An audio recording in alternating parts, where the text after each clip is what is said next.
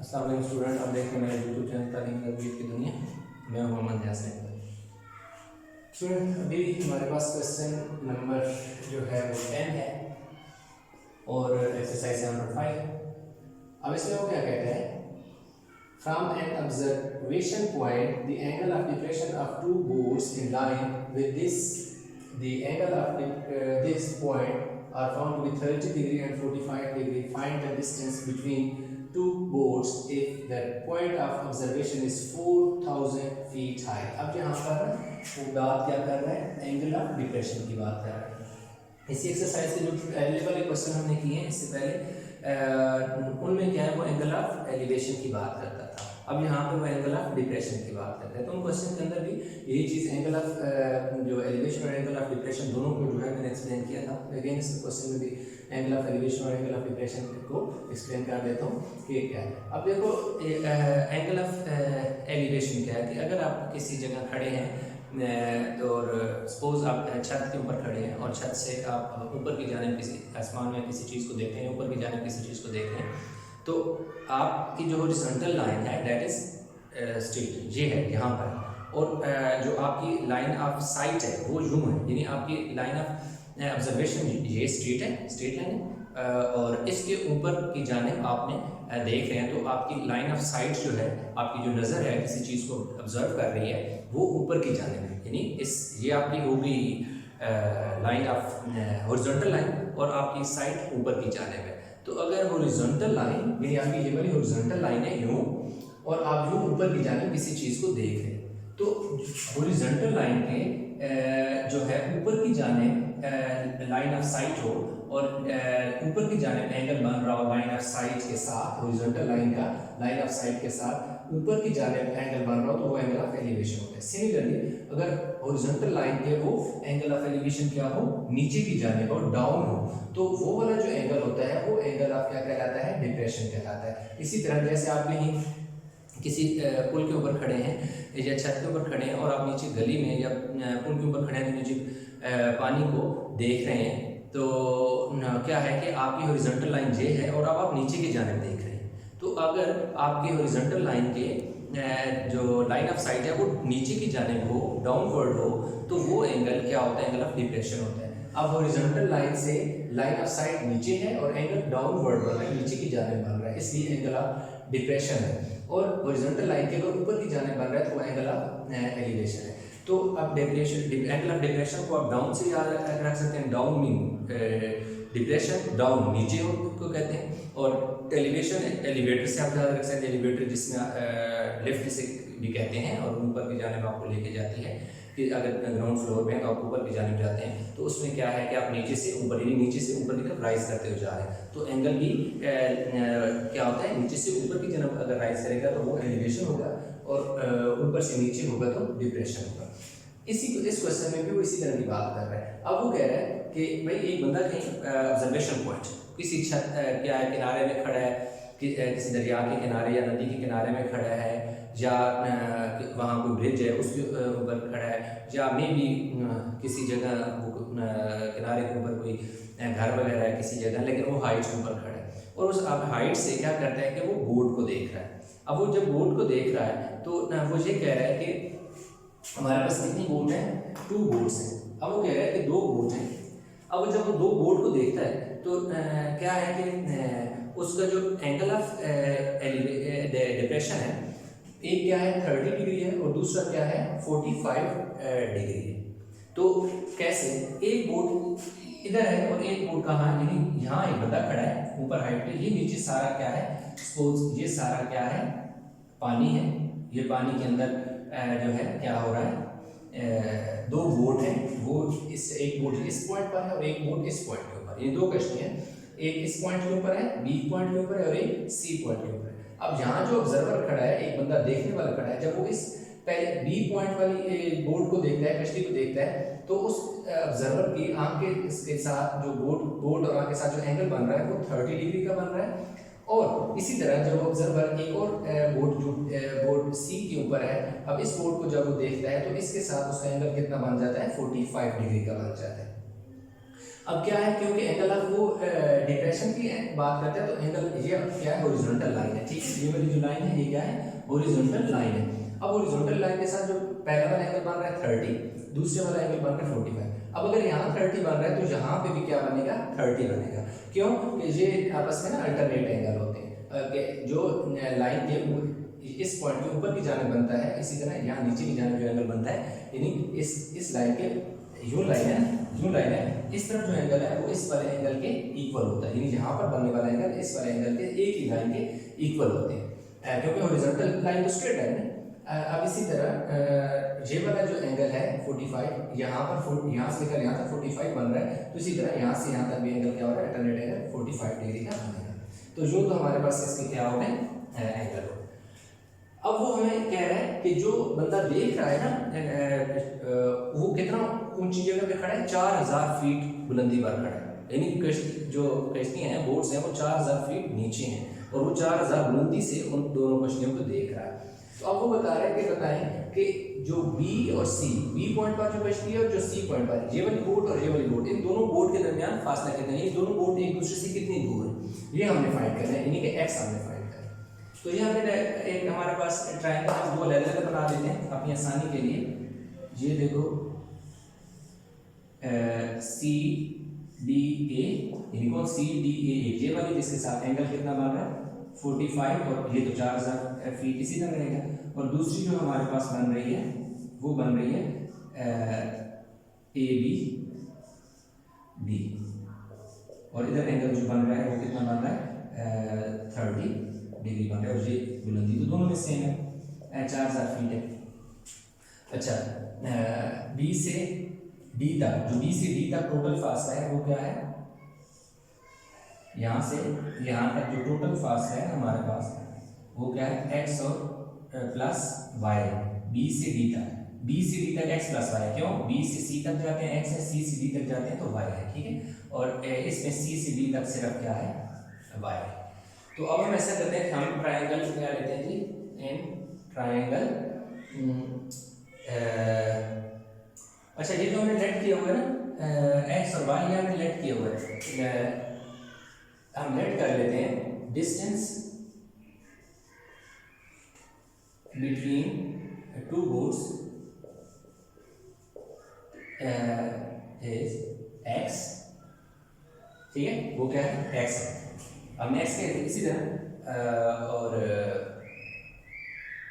दूसरा जो है ये y है, तो आप क्या इसकी करो मेजरमेंट सी डी, अब यूं भी लिख लो y, इसी तरह मेजरमेंट बी सी वो x है, ठीक है। हमने इस तरह इसको लेट किया हुआ देखा। अब हम क्या करते हैं, ट्रायंगल हम ले लेते हैं। अब हम लिखेंगे in triangle A C D, कौन सी ट्रायंगल इसकी बात कर रहा हूँ, ए सी डी, कौन सी, ए सी डी इसमें। अब हम यहाँ पर लगाएंगे टेन थीटा, हमारे पास होता है परपेंडिकुलर अवर बेस होता है, tan theta equal to perpendicular base होता है। अब टेन थीटा क्यों लगा रहे हैं, इसलिए लगा रहे हैं कि हमारे परपेंडिकुलर हमें दिया हुआ है और ये नीचे बेस हमने फाइंड करनी है, इसलिए हम टेन लगा रहे हैं, साइन और कॉस वगैरह हम नहीं लगा रहे। अब हम tan theta equal to perpendicular, हमारे पास क्या है, मेजरमेंट ए डी, और बेस हमारे पास क्या है, मेजरमेंट सी डी। परपेंडिकुलर क्या है, ए डी है, बेस क्या है, सी डी है। अब इसे वैल्यू पुट करते हैं, टेन थीटा की जगह क्या पुट करेंगे, 45 degree,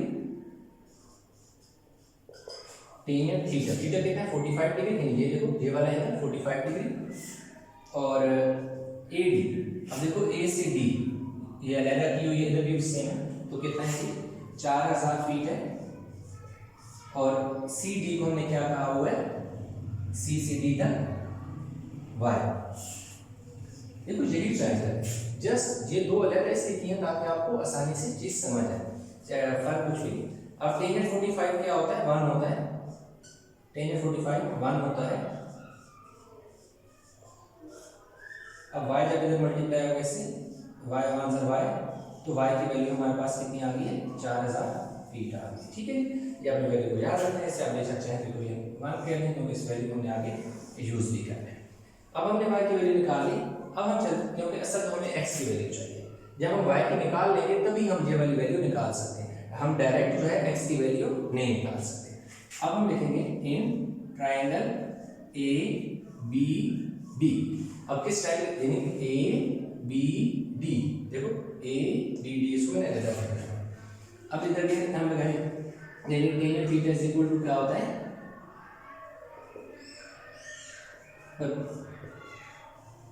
perpendicular base, value put कर दो। अब थीटा कितना हो गया 30 डिग्री हो गया, परपेंडिकुलर कितना है जी 4000 फीट है, बेस आपके पास क्या है बेस बी डी की बेस कितनी है x प्लस वाई। देखो बेस अब इस पूरी ट्रायंगल की बी से डी तक जो फासला है वो x प्लस वाई है, यानी बी डी पूरा जो है वो x प्लस, क्योंकि b से c तक x है, c से d तक y है, तो ये पूरा अगर मैं ये लाइन कहूँ b से d तक तो वो मेरे पास x और y x प्लस वाई हो जाएगा। ठीक, अब टेन 30 की वैल्यू हम कैलकुलेटर से निकाल लेते हैं जी। Tan 35 0.557 is equal to 4000 F hour. अब यहाँ पर आपने एक चीज को गौर से देखना, चलिए वो क्या है, ये क्या है x प्लस वाई, तो x प्लस 4000।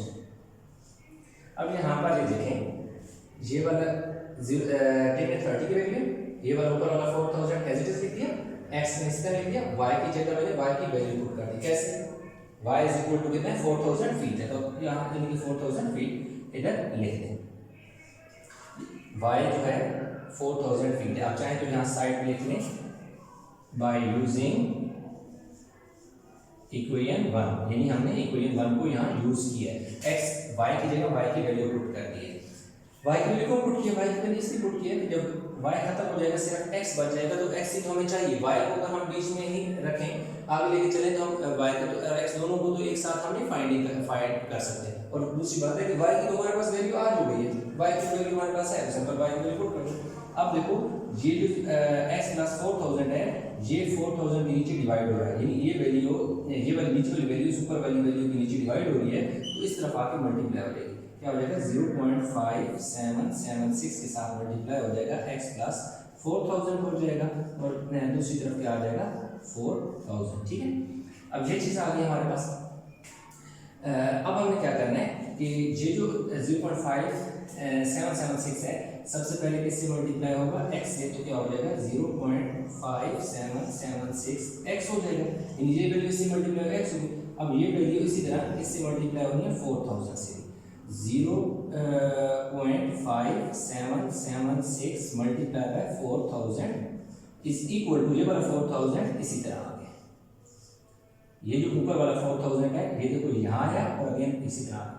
अब ये वाला इसी तरह हम फिलहाल लिख लेते हैं 0.5776x प्लस 0.5776 मल्टीप्लाई बाय 4000 करेंगे। ठीक है जी,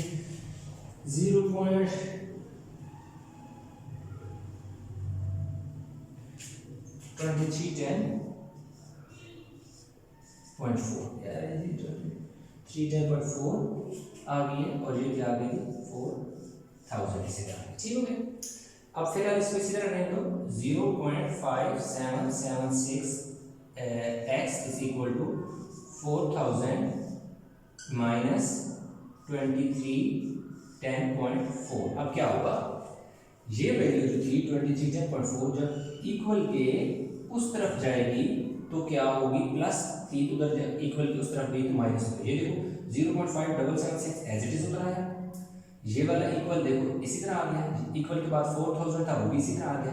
ये जो वैल्यू थी 2310.4 ये इधर प्लस हो रही थी, ये जब इक्वल की उस तरफ गई तो ये देखो इस माइनस में चली गई।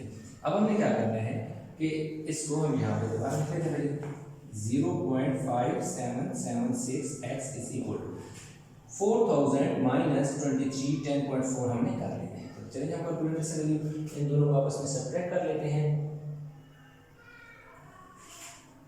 1689 पॉइंट कितनी आ रही है जी 1689.6 आ रहा है। ठीक है 1689.6 आ गई, 4000 में से 2310.6 हमने माइनस कर लिया।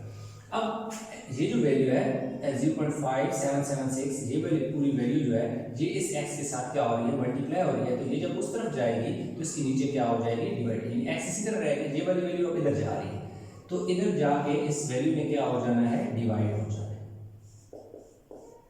ठीक है, ये उधर जाके क्या हो गई है, डिवाइड हो गई है। जिस ये वैल्यू इधर जैसे प्लस हो रही थी तो उधर जाके माइनस हो रही है, जब एक तरफ वैल्यू प्लस हो रही हो दूसरी तरफ जाके माइनस होती है। अगर इस तरफ एक इक्वल की इस तरफ वैल्यू प्लस होती है तो इक्वल वही वैल्यू जब इक्वल की उस तरफ जाएगी तो माइनस हो जाएगी।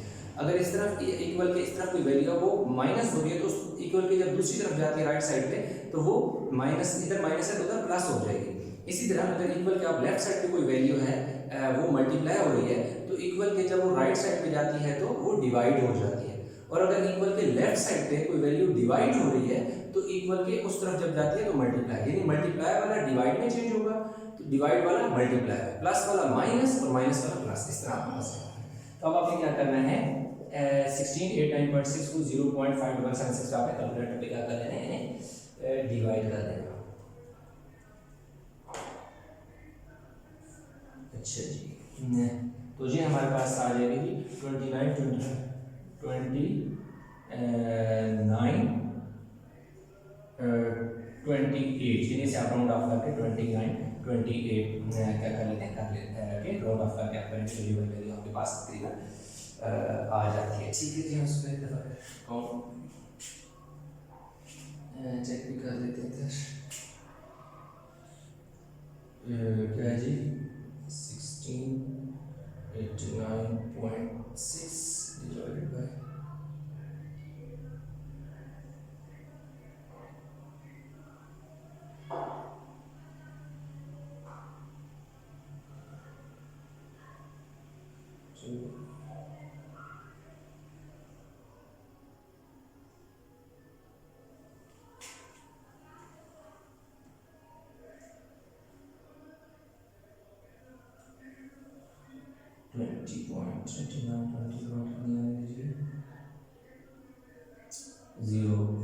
20.29.01 इसलिए 29 किसी वैल्यू को हम कर लेते हैं चेक कि नहीं 4000 माइनस 2310.4 है 1689.60 का आगे हमारे पास वैल्यू।